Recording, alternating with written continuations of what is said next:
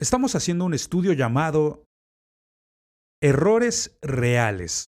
Hay personas que cuando cometen errores lo hacen de una manera fantástica y es como los reyes se equivocan. Esta es una lección muy inusual y lleva por título El buen rey Josías. Y es verdad, él fue un buen rey. Un buen rey. De hecho, él fue un gran rey. Todo lo que aconteció en su vida fue una gran tragedia. Y tendremos que plantearnos algunas preguntas si es que queremos aprender algo de esta historia. Porque si estudiamos esta historia, veremos que Josías vivió en los últimos días de la época de Judá. El tiempo de Israel ya ha llegado a su fin y el tiempo de Judá se está acercando a estas etapas finales. Su existencia está llegando a su fin. No podremos encontrarlos como nación otra vez en la Escritura, porque fueron esparcidos por todo el mundo. Josías está considerado como el rey más piadoso de todos los reyes que existieron en Judá. Vamos a mencionarlo otra vez, tiene que aprendérselo muy bien. No estamos hablando de un mal hombre aquí, sino que hablamos del más grande, es el mejor de los mejores. Él era considerado como el rey más piadoso de todos los reyes que existieron en Judá. Vamos a leerlo en 2 de Reyes 23-25. No hubo otro rey, hablando de Josías, no hubo otro rey antes de él que se convirtiese al Señor de todo su corazón, de toda su alma y de todas sus fuerzas, conforme a toda la ley de Moisés. Ni después de él nació otro igual. Ahora, es cierto que la Biblia no dice lo mismo sobre ti o sobre mí, pero sí lo dice sobre Josías. Estamos hablando de un rey que es bastante piadoso. Y un avivamiento tremendo está tomando lugar en Judá en el reinado del rey Josías. Fue tremendo. Él fue el 16º rey en la dinastía del rey David. Y la Biblia dice que no hubo otro rey como Josías ni antes ni después. Ahora, antes de él es cierto que hubieron reyes justos, como dice la Biblia, él fue como su padre David. Pero cuando se trata de Josías, estamos llegando al final y él es el mejor de los mejores. Es sorprendente. Él tenía solo 8 años de edad cuando se convirtió en rey. Y es cierto, esto se dio por muchos eventos trágicos, pero es simplemente sorprendente ver cómo un niño pequeño de 8 años se convierte en rey, y esto solo demuestra cuán malo era el liderazgo. La familia real era tan conflictiva que estaban matándose entre ellos. Pero Josías es un niño. Algo más respecto a Josías. Josías y el profeta Jeremías tenían la misma edad y eran muy buenos amigos. Y descubriremos, por ejemplo, que en algunos de los escritos de Jeremías, y también en la cultura judía, veremos que está muy bien establecido. Así que hablamos de un muy buen hombre. No fue un mal hombre, sino que fue el mejor de los mejores de los reyes de esta dinastía, la dinastía de David. ¿Cómo podría salir algo mal en la vida de Josías? Dividamos esta lección en 3 partes. En primer lugar, hablemos sobre el pasado. El pasado. Purgando el pasado. ¡Wow! Eso fue lo que Josías comenzó a hacer y necesitaba hacerlo, porque Judá había estado viviendo en idolatría por cientos de años. Josías, a la edad de 26 años, comenzó a restaurar el templo. El templo había estado abandonado, estaba en terribles condiciones, debido a la condición espiritual de Judá. A Judá no le importaba el templo, no le importaba Dios, no le importaba nada que no fueran los ídolos. Vivían desordenadamente y esto lo vemos en las iglesias muertas. Oh Dios, siempre es trágico y todas tienen su propia historia, cómo llegaron a esta condición tan deplorable. Y lo he dicho muchas veces, las iglesias no mueren, sino que alguien las mata con errores graves. Y eso mismo ha ocurrido aquí en Judá. Pero a los 26 años de edad, el rey Josías comienza una renovación mayúscula del templo. Y el primer descubrimiento que hacen cuando restauran el templo es lo que yo llamo el libro bendito. El libro bendito. Y como hemos dicho al principio, esto parece bastante inusual, pero la palabra de Dios se había perdido. ¿Dónde se perdió? En el templo. Ahí fue donde la palabra de Dios se había perdido. Y nadie había visto la palabra de Dios en muchos, muchos años. Pero cuando comenzó toda esta restauración del templo, encontraron una copia de la palabra de Dios. Vamos a leerlo. En Segundo de Reyes, capítulo 22, versículos 8 al 11, dice: Entonces dijo el sumo sacerdote Hilcías al escriba Safán: He hallado el libro de la ley en la casa del Señor. Hilcías dio el libro a Safán y lo leyó. Viniendo luego el escriba Safán al rey y dio cuenta al rey y dijo: Tus siervos han recogido el dinero que se halló en el templo y lo han entregado en poder de los que hacen la obra, que tienen a su cargo el arreglo de la casa del Señor. Asimismo, el escriba Safán declaró al rey diciendo: El sacerdote Hilcías me ha dado un libro. Y lo leyó Safán delante del rey. Y cuando el rey hubo oído las palabras del libro de la ley, rasgó sus vestidos. ¡Wow! ¡Qué historia tan trágica!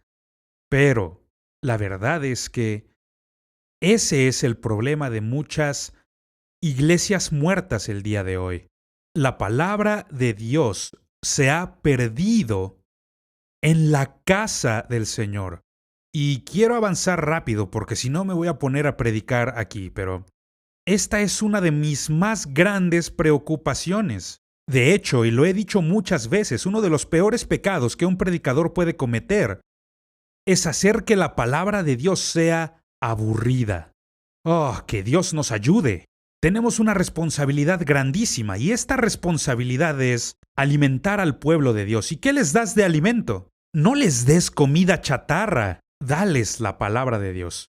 Ahora, veamos la respuesta del rey Josías. Es lo que yo llamo un corazón humilde. Corazón humilde. Cuando Josías escucha las palabras de la ley, es la primera vez que las ha escuchado en su vida. Comenzó a llorar y a sollozar, y también rasgó sus vestiduras, y esto en la cultura judía es la señal más grande de lamento. Él cae rostro en tierra y humildemente se arrepiente delante del Señor. Él va hacia el templo y comienza a hacer una oración de arrepentimiento porque él sabe que al leer la ley de Dios, nosotros nos encontraremos en graves problemas. Así que se humilla a sí mismo. Ahora veamos qué ocurre.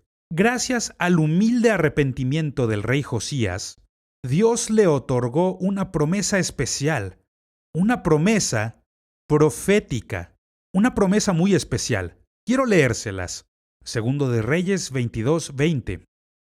El profeta le da esta palabra: Por tanto, he aquí, yo te recogeré con tus padres, y serás llevado a tu sepulcro en paz, y tus ojos no verán todo el mal que yo traigo sobre este lugar. Vaya, vaya, qué promesa de Dios tan tremenda. La promesa de que tu vida será preservada en paz. Tú morirás en paz. Ahora, el segundo punto que quisiera abordar es lo que llamo preservando el presente. El rey Josías está purgando todo el pasado, toda la idolatría y las cosas terribles que ocurrían en Judá. Todo comenzó con Salomón. Habían traído corrupción a la tierra. Así que Josías intenta traer un avivamiento espiritual sobre la tierra y está teniendo éxito hasta el momento. Tiene éxito guiando a la nación.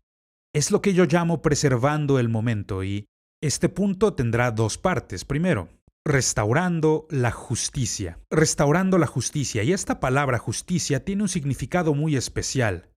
Está recto. Está recto. Entonces, Josías intenta traer a la nación de nuevo a una relación correcta con Dios. Y todo comienza con este programa para restaurar sistemáticamente y destruir a la idolatría. Y vaya si tiene mucho trabajo, porque la idolatría era grande en esta tierra y este es un sistema, es un proceso. Vamos a leer algunas de las cosas que la Biblia dice al respecto. Segundo de Reyes 23, versículos 3 y 4. Dice así: y poniéndose el rey en pie junto a la columna, hizo pacto delante del Señor, de que irían en pos del Señor y guardarían sus mandamientos, sus testimonios y sus estatutos, con todo el corazón y con toda el alma, y que cumplirían las palabras del pacto que estaban escritas en aquel libro. Y termina diciendo: y todo el pueblo confirmó el pacto. Entonces mandó el rey al sumo sacerdote Hilcías, a los sacerdotes de segundo orden y a los guardianes de la puerta de la casa de Dios, que también eran sacerdotes, que sacasen del templo del Señor todos los utensilios que habían sido hechos para Baal, que es un ídolo. Sigue diciendo para Asera, que por supuesto es otro ídolo, y para todo el ejército de los cielos. ¿Ves qué está pasando? Habían llenado el templo de Dios con ídolos, y Él lo está limpiando. Y sigue diciendo: y los quemó fuera de Jerusalén en el campo del Cedrón, e hizo llevar las cenizas de ellos a Betel. Y si estudias la historia, descubrirás que la razón por la que fueron a Betel es porque Betel era un lugar impresionantemente lleno de idolatría. Así que el rey va con todas estas cenizas para esparcirlas por todas las tumbas y todos los ídolos que estaban destruyendo, y es como ponerle una maldición mortal sobre ellos. Así que con esto está diciendo: nunca más se levantarán. Y esto es lo que el rey Josías está haciendo. Él está restaurando toda esta justicia en Judá, para que Judá pueda volver a caminar con Dios. ¡Wow! ¡Qué excelente rey! ¡Qué gran hombre de Dios! Y si bien él seguía siendo muy joven, es obvio que su corazón estaba bien con Dios. Ahora, la segunda parte de este punto, de preservar la presencia, es una Pascua prometedora. Y la razón por la que lo menciono es porque esta fue la Pascua más grandiosa celebrada en la tierra de Judá en 440 años. Sí, me escuchaste bien. Eso fue exactamente lo que pasó. Esta había sido la Pascua más grandiosa desde los días del profeta Samuel. Y eso fue 440 años antes. Vamos a leerlo, segundo de Crónicas 35:18. Nunca fue celebrada una Pascua como esta en Israel desde los días de Samuel el profeta. ¡Wow! Hablamos de un poderoso hombre de Dios. Él restaura la fiesta de la Pascua. Y por supuesto, la Pascua es la fiesta israelita en que ofrecen al Cordero, que es la ofrenda por los pecados de Israel. Y esta es una fiesta muy sagrada para el pueblo. Es la conmemoración de cuando Dios liberó a los israelitas de la opresión en Egipto y cuando el ángel de la muerte pasó de largo de los dinteles de las puertas de Israel. Es la fiesta de la Pascua y están celebrando esta fiesta. Cuando Salomón se convirtió en rey, debido a la idolatría de Salomón, el Monte de los Olivos, que está localizado por supuesto en la ciudad de Jerusalén, el Monte de los Olivos llegó a ser conocido como el Monte de la Corrupción. Vamos a leerlo, esto está en Segundo de Reyes, capítulo 23, versículo 13. Asimismo profanó el rey Josías, los lugares altos que estaban delante de Jerusalén, a la mano derecha del monte de la destrucción, o como dijimos, corrupción. Notemos cómo no dice Monte de los Olivos, si bien nos habla de ese mismo lugar. El monte de la destrucción, los cuales Salomón, rey de Israel, había edificado a Astoret, ídolo abominable de los sidonios, a Quemos, ídolo abominable de Moab, y a Milcom, ídolo abominable de los hijos de Amón. ¿Ves qué está ocurriendo? Comenzando con el rey Salomón, tras la muerte del rey David, Salomón se vuelca hacia la idolatría. Y los reyes que le siguieron solamente lo llevaron a un nivel cada vez más grande y cada vez más grande, hasta que no fue suficiente tener solamente templos, sino que llenaron el templo de Dios con todos estos ídolos. Pero cuando Josías entra en escena, él comienza un plan sistemático, un plan para destruir toda la idolatría. Y esto verdaderamente es avivamiento espiritual. Y cualquier erudito bíblico te dirá que en verdad existió un avivamiento espiritual tomando lugar en la tierra de Judá en el tiempo del rey Josías. Y esto me lleva al tercer punto. Hablamos sobre el pasado, el presente, y ahora hablemos del futuro. El futuro es lo más impactante de la vida de Josías. Es lo que yo llamo fallando en el futuro. Fallando en el futuro, porque todo está saliendo muy bien. El rey Josías había sido un rey bastante piadoso, y Judá está experimentando un avivamiento espiritual, un despertar espiritual. Y con todas las cosas marchando tan bien, ¿qué podría salir mal? ¿Qué podría pasar? Ahora, debemos detenernos a pensar, porque no hablamos de esta gente aquí. Hablamos del mejor de los mejores. Josías comete un error terrible. Yo creo que él fue un hombre justo y creo que lo veremos en el cielo. Yo creo que este hombre verdaderamente amaba a Dios y que tenía un buen corazón, pero cometió un error terrible que llegó a costarle la vida. Y Judá nunca logró recuperarse de esto.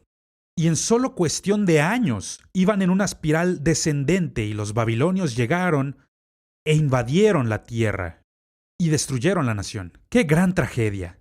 Y analizamos la vida del rey Josías y él seguía siendo relativamente joven. Solamente tenía 39 años de edad. 39 años cuando muere luchando en una batalla. Así es. Él no murió estando en paz, aun cuando la palabra profética había sido que él habría de morir estando en paz. Él murió en la batalla. ¿Y cómo pudo pasar? ¿Y qué hay de la profecía de que iba a morir en paz? Y este es uno de los malos entendidos que la gente tiene sobre la profecía. Ellos creen que solamente porque Dios lo dijo, automáticamente habrá de cumplirse.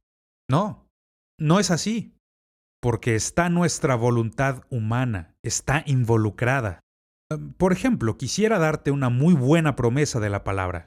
Y esta promesa es que no es voluntad de Dios que ninguna persona perezca, sino que todos lleguen a tener vida eterna. Y pregunto, ¿todos tienen vida eterna? No. ¿Por qué no?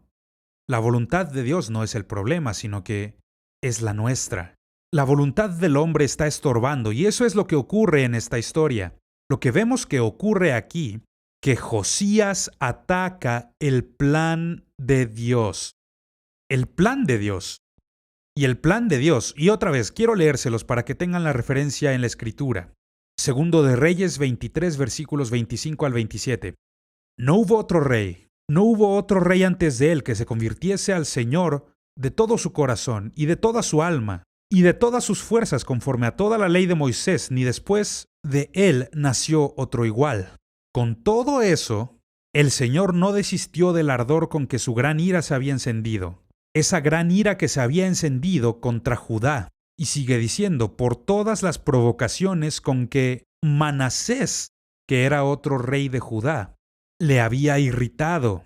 Y dijo el Señor, también quitaré de mi presencia a Judá, como quité a Israel, y desecharé a esta ciudad que había escogido, a Jerusalén, y a la casa de la cual había dicho, disculpen, mi nombre estará allí. ¡Wow! Ahora, cuando estudias la historia, descubres que lo que ocurrió fue que el rey de Babilonia estaba luchando contra el rey de Siria. Y el rey de Egipto, el faraón, también se involucra en toda esta lucha y da su apoyo al rey de Siria para intentar detener al rey de Babilonia y evitar su avance. Faraón se llama Necao. Y el faraón Necao iba a luchar en contra del rey babilonio, Nabucodonosor. Dios no iba a permitir que aún un buen hombre interfiriera con sus planes. Josías era un buen hombre, pero no debió involucrarse en esta pelea. Se le advirtió que se quedara fuera de la lucha, y él se rehusó a escuchar. Y gracias a esto, el rey perdió la vida. Josías quería impedir que el faraón luchara en contra de Nabucodonosor. Y el rey murió en este proceso. Veamos la escritura. Segundo de Reyes 23:29. En esos días, Faraón Necao, rey de Egipto, subió contra el rey de Asiria al río Éufrates y salió contra él el rey Josías. Pero aquel, el faraón, así que le vio, lo mató en Meguido. Qué triste, qué historia tan triste. Ahora, ¿cómo es que esto ocurrió? ¿Cómo pudo el buen rey Josías cometer este error tan tonto? Quisiera señalar 3 cosas que yo veo aquí. Estos errores de su vida. Número 1. Él interpretó lo que Dios estaba haciendo como si estuviera preservando el pasado, en lugar de prepararse para el futuro. Vamos a repetirlo porque yo he visto a mucha gente, y yo mismo soy culpable de haber cometido este error muchas veces, que Dios nos ayude a evitarlo. Lo que Dios está haciendo no es preservar el pasado, sino que nos está preparando para un nuevo día, para una nueva oportunidad. Escúchame, amigo. Dios nunca vuelve atrás. Nunca. A veces Él regresa para tomar a alguien y llevarlo al frente, pero Dios nunca vuelve atrás. Él siempre va hacia adelante. Y cuando nosotros pensamos, y esto lo he visto, un avivamiento espiritual, un despertar espiritual que está sobre la gente, y creen que Dios está restaurando el pasado. No es así. Él no lo hace. Dios siempre está preparándonos para un nuevo día. Y ese nuevo día que venía era el de los babilonios. En ese nuevo día que había de venir, Dios estaba preparando su mensaje para esparcirlo por todo el mundo. Israel se rehusó a ser una nación misionera, así que Dios los iba a enviar fuera como esclavos. Y así se volverían misioneros y tomarían el libro, tomarían la palabra de Dios a donde ellos fueran. Ahora el segundo error que veo que él comete. Josías creía que el reino de Judá era el reino de Dios. Y escúchame con atención, porque esto ocurre muchas veces. Empezamos a creer que nuestra iglesia es la iglesia, que nuestra iglesia es el reino. No, es parte del reino, sí, pero tu iglesia no es el reino. Esto es lo que ocurre muchas veces con las denominaciones. Las denominaciones solamente son herramientas o vehículos, a menos de que la denominación crea que ella es el reino. Tú no eres el reino, eres solamente una tribu en el reino. Habían muchas tribus en el reino de Israel. La tribu de Rubén, la tribu de Simeón, tribu de Leví, tribu de Judá, tribu de Efraín, tribu de Manasés, todas. Entre las 12 conformaban el reino. Y es lo mismo con tu iglesia o denominación. Tu grupo de iglesias no es el reino. Y ese fue su error. Él creía que Judá era el reino de Dios. Ahora el tercer error. Josías creía que Dios se encontraba limitado por su propio punto de vista, en lugar de darse cuenta de que él formaba parte, una parte pequeña del gran plan de Dios. ¿Me doy a entender? Yo creo que la más grande educación que yo jamás he recibido en toda mi vida ha sido viajar por el mundo. ¿Y saben que he viajado por el mundo? Lo he recorrido unas 200 veces, 200 y tantas veces, ya perdí la cuenta. Cuando viajas tanto pierdes la cuenta. Pero he recorrido el mundo una y otra vez. Y qué gran educación porque yo he descubierto que las cosas se realizan de cierto modo aquí, pero puede que no sea lo mismo allá o acá o en otro lugar. Y nosotros siempre pensamos que las cosas son como se hacen aquí en nuestra tierra, que nuestra familia es la única que sabe cómo hacer las cosas y que nuestra iglesia es la mejor del mundo. Si estoy explicando el error que cometemos, estamos limitando el reino de Dios a nuestro pequeño punto de vista. Ese es un error, y creo que eso fue lo que hizo Josías. Él intentó interferir en lo que Dios quería hacer a mucho mayor escala, porque Para Josías, Judá era lo único que importaba, y no se da cuenta de que de tal manera amó Dios al mundo. Sí, Dios ama a Judá. Sí, Dios ama a tu familia. Sí, Dios ama a tu iglesia y a tu comunidad. Pero el mundo es mucho más grande que eso. El reino es mayor que esto. Y si no tenemos cuidado, nuestro punto de vista limitado podrá evitar que cumplamos con nuestro destino. Creo que es una de las historias más tristes de la Biblia, porque este es un hombre piadoso, es un gran hombre, pero todo terminó para él a los 39 años. Se acabó. Yo no creo que esa haya sido la voluntad de Dios. La voluntad de Dios fue lo que dijo el profeta. Tú habrás de morir en paz con tus padres.